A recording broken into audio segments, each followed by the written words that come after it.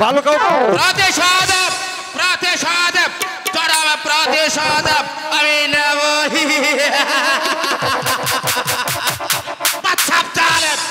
সেদিন তুমি আমাকে অপমান করে আমার এই ছেলে প্রতিশোধের আগুন জ্বালিয়ে দিয়েছ, তাই তো সেই জ্বালার আগুনে তোমাকে পুড়িয়ে মারব। শোনো সেনাপতি সাহেব, বলো না জাহাপনা। আগামীকাল তোমাদেরকে দুর্গত এলাকায় যেতে হবে, গরিব দুঃখী মানুষের মাঝে খাদ্য বিতরণ করতে হবে।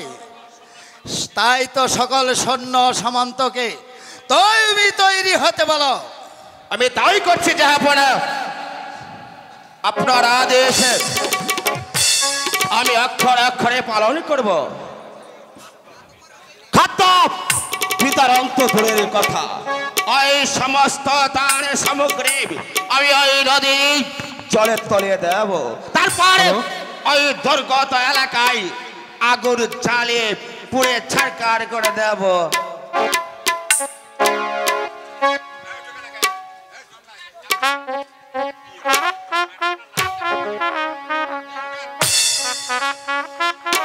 বিচার করুন জাহাপনা, বিচার করুন, আপনি এর উপযুক্ত বিচার করুন জাহাপনা। কি হয়েছে জংলা সর্দার, কেনই বা তুমি বিচার চাইতে এসেছো? কি আর বলবো জাহাপনা, আমরা গরিবী দুঃখী মানুষ আছি, আপনার এলাকায় সাপ খেলা দেখিয়ে আমরা কিছু পয়সা উপার্জন করি জাহাপনা। সেদিন আমারই বেটি আপনার এলাকায় সাপ খেলা দেখাইতেছিল, পথিমধ্যে আপনার পুত্র আমার বেটিকে অপমান করেছে জাহাপনা। আমার পুত্র তোমার বেটিকে অপমান করেছে? হ্যাঁ জাহাপনা। হোক সে আমার পুত্র, তবু আমি তাকে উপযুক্ত বিচার করব। এবার তুমি নির্ভয়ে আসতে পারো। তাই যাচ্ছি জাহাপনা। সালাম জাহাপনা, সালাম।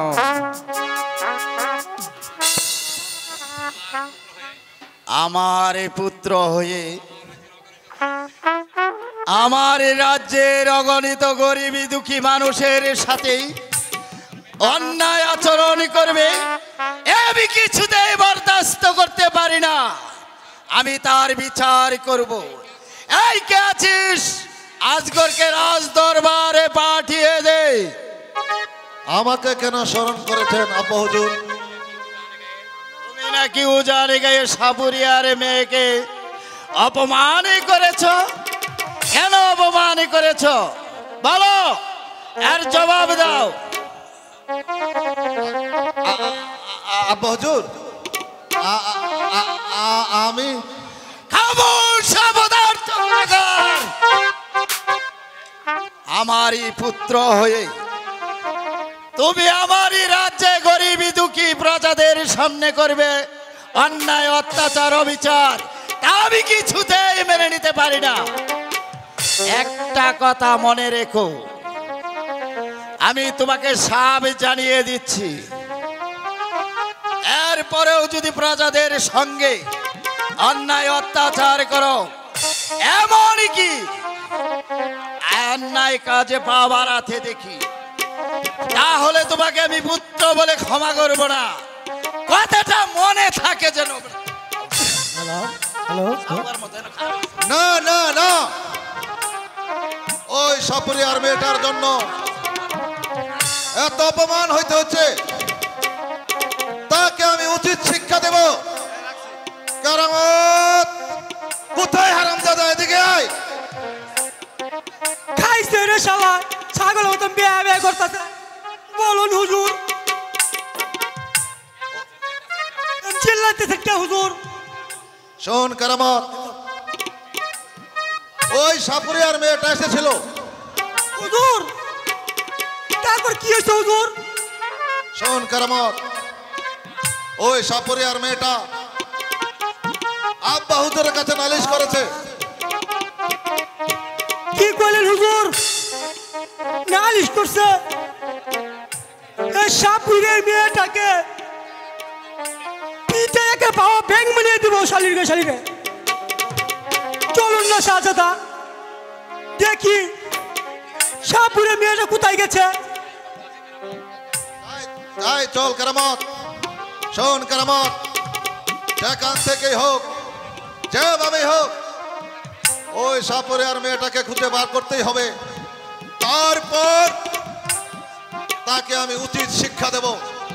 এবার চল কেরামত। তাই চলুন জাহাপনা।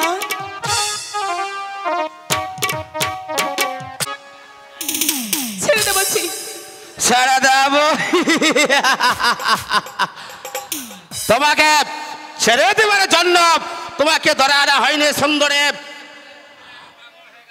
তোমার রূপ মন্দিরে আমি যে পাগল হয়ে গেছে। আসো না, আমার কাছে এসো। আমাকে ছবি না, ছেড়ে দে বলছি। আমাকে আমার পথে যেতে দে। ছেড়ে দেব? আসো না, আসো ছেড়ে দে। আসো আসো। হাত ছাড়ো, হাত ছাড়ো, পশু পশু হাত ছেড়ে দাও মোরে। ও ও পশু হাত ছেড়ে দাও মোরে। ছেড়ে দেব? ছেড়ে দেবার জন্য তো তোমাকে আমি তুলে আনি এই সুন্দরী। হাতে ধরি পায়ে পড়ি, হাত ছেড়ে দাও মোরে। ও ডাকা ছেড়ে দাও আমার। ছেড়ে দেব? আমাকে আমার ঘরে যেতে দাও। সুন্দরী, আমি ছাড়বো না। ছেড়ে দাও। কেন আমাকে আটকে রেখেছো? তোমাকে আমি একানে থেকে কিছুতেই যেতে দেব না সুন্দরী। কেন? আসো না, আসো বলছে। ফলত নয়, একেবারে রক্ত রঙ্গন গোলাপ। ছবি না আমাকে। আসো না, আসো আসো। কে কোথায় আছো বলো? নেই, নেই।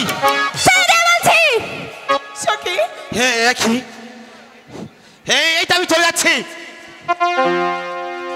সখী, তোমার ভয় নেই সখী, আমি এসে পড়েছি। তুই না আসলে এখন কি হতো? তোমার ভয় নাই, আমি এসেছি না। এবার চলো আমাদের তাই গৃহে চল। ফিরে যাই। তাই চল।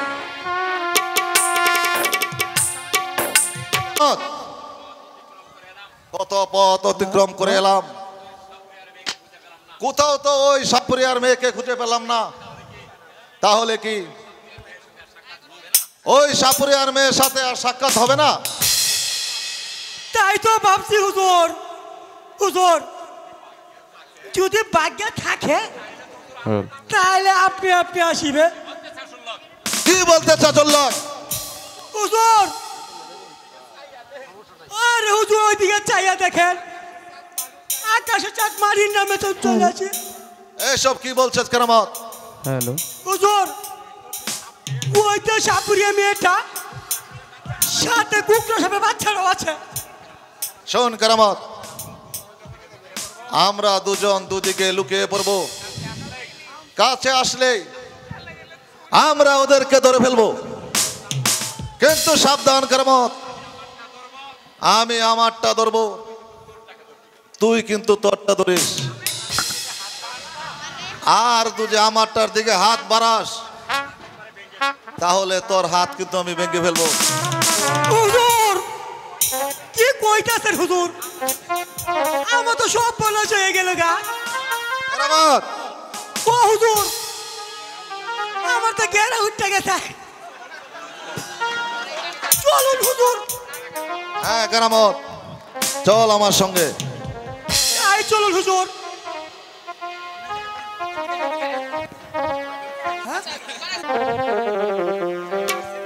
আমি তোমার কাছে কিছু চাইতে আসিনি, আমি শুধু এসেছি তোমাকে যে আমার প্রয়োজন। এসো আমার কাছে এসে বলছি। না না, আমার কাছে আসবে না, দোহাই লাগে, তুমি আমার সর্বনাশ করো না।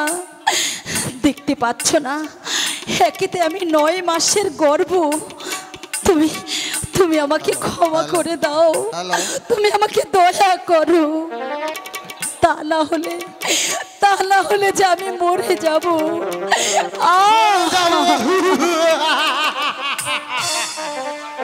তুমি মরবে কেন?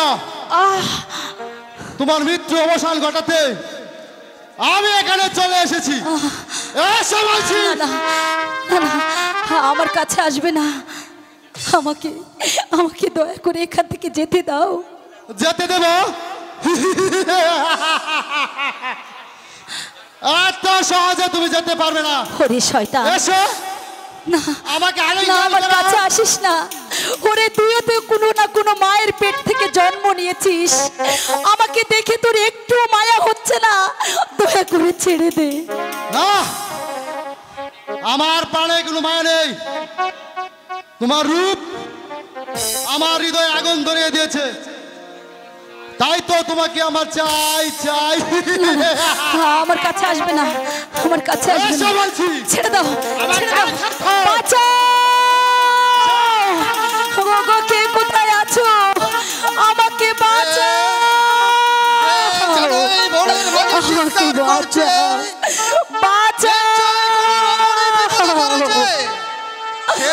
হোক না কেন, তাকে যে আবার উদ্ধার করতেই হবে। ছেড়ে দে, ছেড়ে দে। আর কেনই বা এই নারীর প্রতি তুই লোলুপ দৃষ্টিতে তাকিয়েছিস? জবাব দে। মানে তুমি তুমি আমাকে বেরো না, এই তো আমি চলে যাচ্ছি। চলে যা। আগে তো যাচ্ছে। কে কে তুমি? কেমন করে আমাকে এই বিপদ থেকে রক্ষা করলে? বলো না, কে তুমি? আমি কেউ নই, আমি নির্হরায় কি জোরের পাখি। এই যে আমার পরিচয়, আপনি আবার নির্ভয়ে চলে যান। না না, তোমার পরিচয় না নিয়ে আমি এখান থেকে কিছুতেই যাব না। বলো না, কে তুমি? বললাম তো আমি কেউ নই, আমার কোনো পরিচয় নেই। বলো। পরিচয় দেবার মতো আমার যে কিছুই নেই। শোনো, যেও না, শোনো, যেও না, শোনো। চলে গেল, ছেলেটা চলে গেল। আমার বোন বলছে সেও হয়তো আমার মতো কাউকে হারিয়েছে, হারিয়ে পথে পথে ঘুরে বেড়াচ্ছে। আমার বোন বলছে সে হয়তো আমার ইমরান হবে, সে হয়তো আমার ইমরান হবে। ওরে বাবা, তুই দাঁড়া দাঁড়া বাবা, আমি আসছি। ইমরান, ইমরান বাবা শোন, যাস নে বাবা, যাস নে।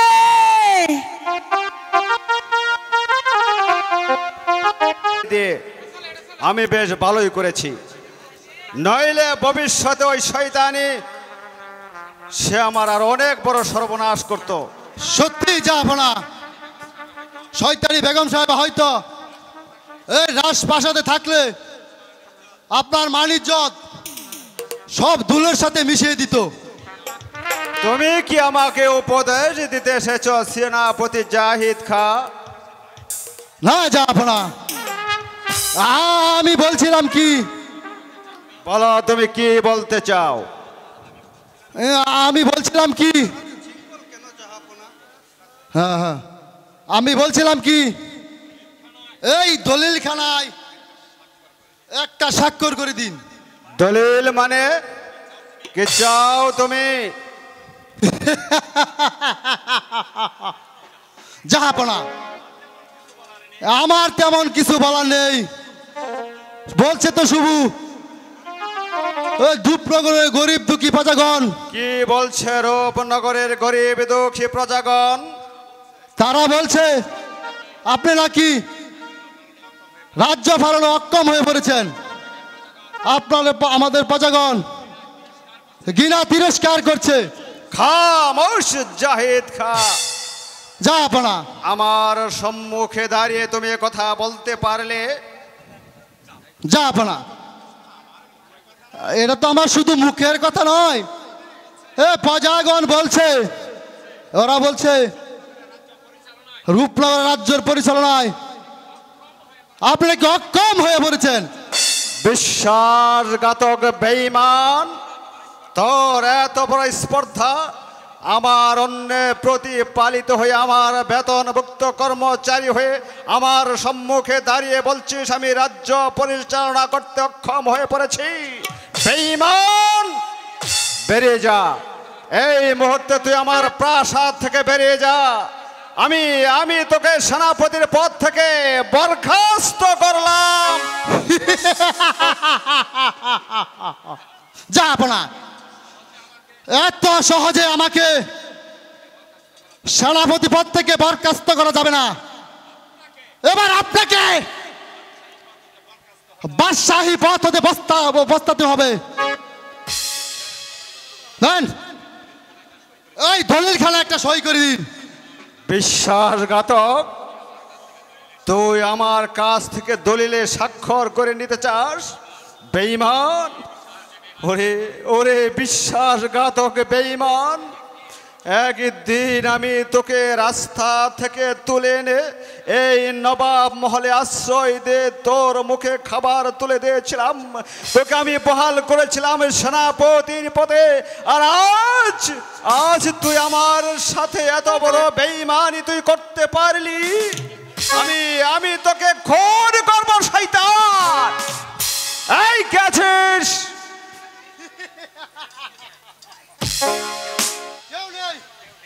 কেউ নেই জাহাপনা, আপনাকে আজ কেউ সাড়া দেবে না। কারণ ওই রূপনগরে গরিব দুঃখী মানুষগুলো আজ আমার অনুগত। তাই তো বলছি, আপনি যদি আপনার মঙ্গল চান তাহলে দলিল খানা একটা স্বাক্ষর করে দিন।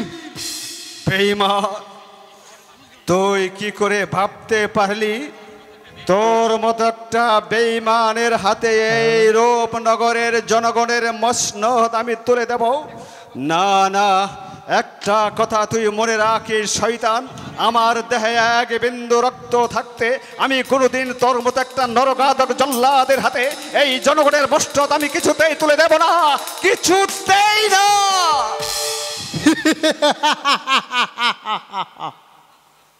জাহাপনা, আমি ভালো ভালো বলছি, আপনি একটা স্বাক্ষর দিন। না, আমি কিছুতে ওই দলিলে স্বাক্ষর করব না।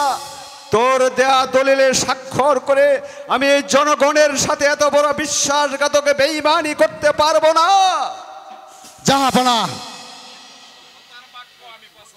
এত সততার বাক্য আমি পছন্দ করি না। তাই তো দেখতে পাচ্ছেন আমার কাছে পিস্তল। এই মুহূর্তে আপনাকে আমি হত্যা করতে না, আমি আপনাকে হত্যা করব না। কোথায় পরে কি বলছেন সেনাপতি সাহেব? বন্দি করো। আমি তাই করছি। বন্দি করো উদ্বাস বাদশাকে। না, বন্দি করুন। এবার নিয়ে যাও অন্ধকার কারাকক্ষে। আসুন, আগামী কল্লা থেকে শুরু করবে, চাবুকের পর চাবুক মেরে দেহটাকে ক্ষত বিক্ষত করে দিবে। আমি তাই করব হুজুর, তাই করব। চলে আসুন জাহাপনা। কি জাহাপনা, তাই চলো। কি জাহাপনা, আপনার হাতে চিঙ্কল কেন? ওজির সাহেব, ওই শয়তান জাহিদ খা আমার হাতে শৃঙ্খল তুলে দিয়েছে। ওজির সাহেব, জাহাপনা, কি অপরাধ আপনি করেছেন? কি অপরাধ আপনি করেছিলেন? তার জন্য শয়তান আপনাকে বন্দী করেছে। অপরাধ অপরাধ আমার কিছুই নয় ওজির সাহেব। ওই শয়তান, তার দলিলে আমি স্বাক্ষর করে দেইনি, এটাই আমার অপরাধ। বেঈমান ঘাতক, তুই যার কাজ তারই নুন জাহাপনাকে বন্দী করেছিস। তুই আমার মাথায় খুন চাপিয়ে দিয়েছিস। ওরে বিশ্বাস বেঈমান ঘাতক, আমি তোকে এই মুহূর্তে হত্যা করব। বেশ বেশ, তাই হোক। তাই হোক।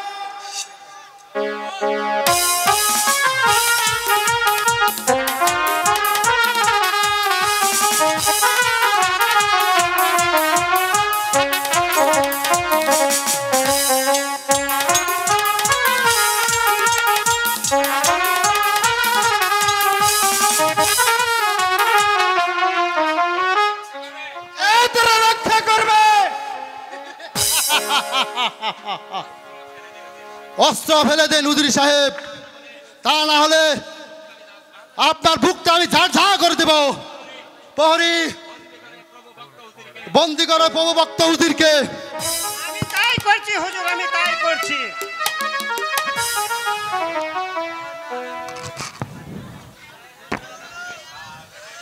হ্যালো, বিশ্বাস বেঈমান ঘাতক, তুই আমার অন্নদাতা প্রভুকে করলি বন্দি। তুই একটি কথা স্মরণ রাখিস, এর প্রায়শ্চিত্ত তোর একদিন ভোগ করতেই হবে। সেদিন পা ধরে ক্ষমা চাইলেও ক্ষমা তুই কিছুতেই পাবি না, কিছুতেই না। চলুন চলুন জাহাপনা, হয় সৃষ্টিকর্তা যদি আমাদের সহায় থাকে, মুক্তি আমরা একদিন না একদিন পাবই। যেদিন আমরা মুক্তি পাব, সেদিন এই জানোয়ারের চামড়া কেটে আপনার পা দুখানা বানিয়ে দেব। উজির সাহেব, চলুন জাহাপনা। ভুল ভুল উজির সাহেব, ভুল বললে। হ্যাঁ হ্যাঁ, বল বল বল। তো আমি সেদিনই করেছি, যেদিন ওই কুচক্রি মরলের চক্রান্তের ফাঁদে পড়ে আমি আমার রাহেলাকে প্রাসাদ থেকে বের করে দিয়েছি। ভুল ভুল তো আমি সেদিন করেছি, যেদিন তোর মতো একটা জানোয়ারকে রাস্তা থেকে তুলে এনে এই নবাব মহলে আশ্রয় দিয়ে তোর মুখে খাবার তুলে দিয়েছিলাম। শুধু তাই নয়, তোকে বিশ্বাস করে আমি সেনাপতির পদে বহাল করেছিলাম। ভুল ভুল তো আমি সেদিন করেছি জাহিদ খা, ভুল তো আমি সেদিন করেছি।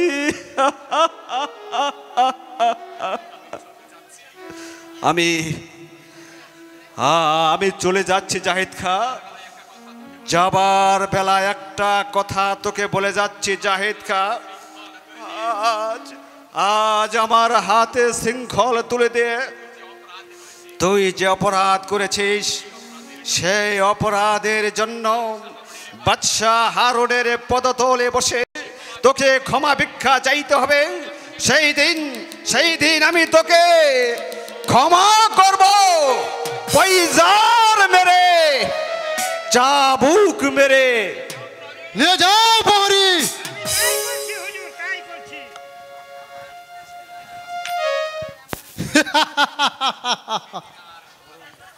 সেদিন আর তোমরা দেখতে পারবে না। এবার এই দলিল একটা স্বাক্ষর নিতে পারলেই তারপর আমি হব রূপনগরের বাদশাহ, হারুন হবে পথের ফকির।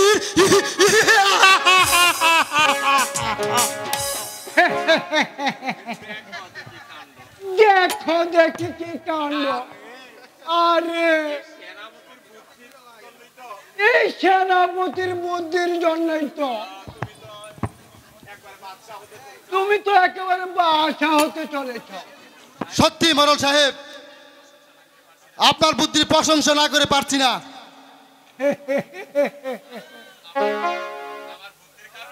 আমার বুদ্ধির কারণে এই বেগম সাহেব হয়েছে বনবাসে, আর বাদশা হয়েছে বন্দি। মোড়ল সাহেব, এবার আমি রূপনগরে মস্ততে বসবো, আর আপনি হবেন আমার প্রধান সেনাপতি।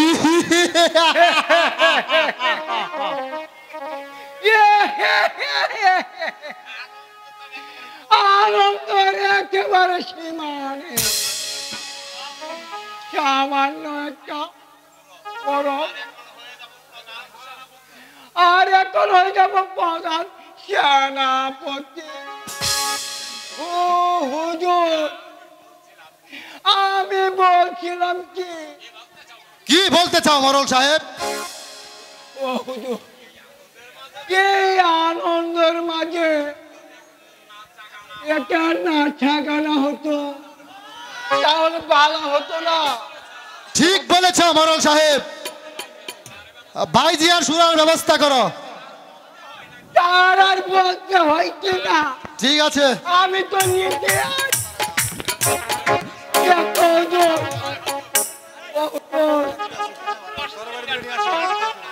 অস্ট্রেলিয়ান আনবো না বাংলাদেশি আনবো? যা অস্ট্রেলিয়া নিয়ে আয়।